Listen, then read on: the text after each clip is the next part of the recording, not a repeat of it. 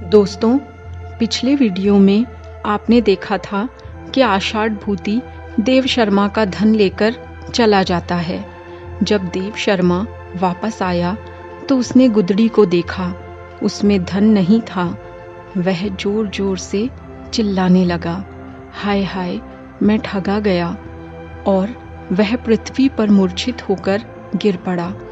फिर जब उसे चेतना आई तो उठकर वह श्वास लेने लगा। हे आषाढ़ भूति, तुम मुझे धोखा देकर कहाँ चले गए? उसके पैरों के निशान को देखता हुआ, रोता हुआ वह पीछे पीछे चला। शाम के समय वह किसी गांव में पहुंचा। वहां गांव में कोई कौलिक अपनी पत्नी के साथ शराब पी रहा था।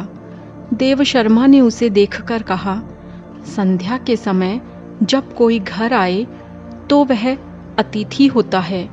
गांव में मैं किसी को नहीं जानता, तो आज मैं आपके यहाँ अतिथि बनकर रहूंगा। कौलिक ने अपनी पत्नी से कहा कि तुम अतिथि को घर लेकर जाओ, इनके चरण धोना, भोजन करवाना, शयन की व्यवस्था करना। तुम घर पर ही रहना, मैं तुम्हारे लिए बहुत सी मदिरा लेकर आता हूँ।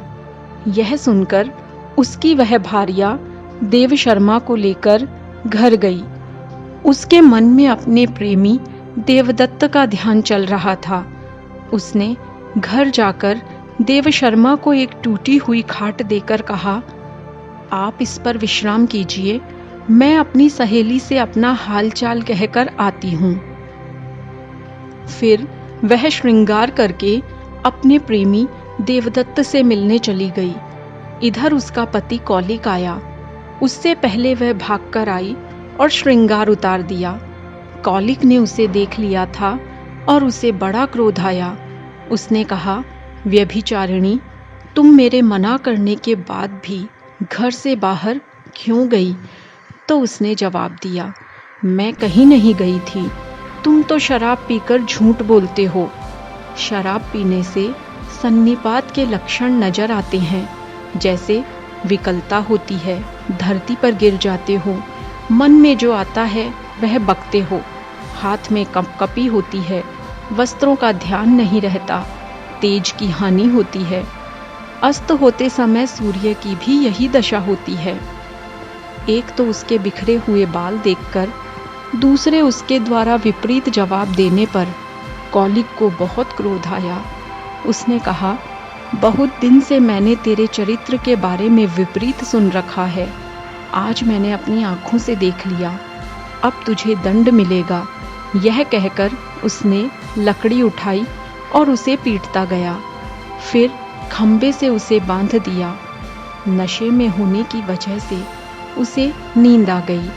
कुछ ही समय में उसकी पास में रहने वाली सखी नायन आई और उसने कहा, सखी, देवदत्त तुम्हारा इंतजार कर रहा है, जल्दी जाओ। कौलिक की स्त्री ने कहा, इस बंधी हुई हालत में मैं भला कैसे जा सकती हूँ? तू उससे जाकर कह दे कि आज रात मैं नहीं आऊंगी।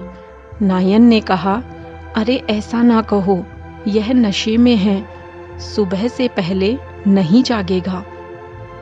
मैं तुझे खोल देती हूँ और मैं तुम्हारी जगह बंध जाती हूँ।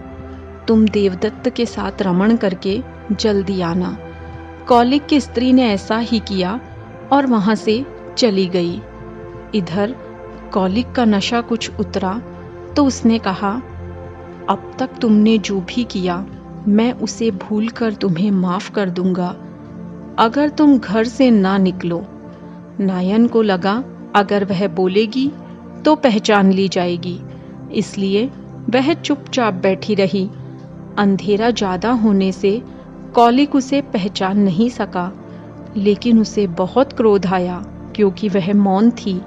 तो उसने एक तीखी छुरी लेकर उसकी नाक काट ली और फिर सो गया।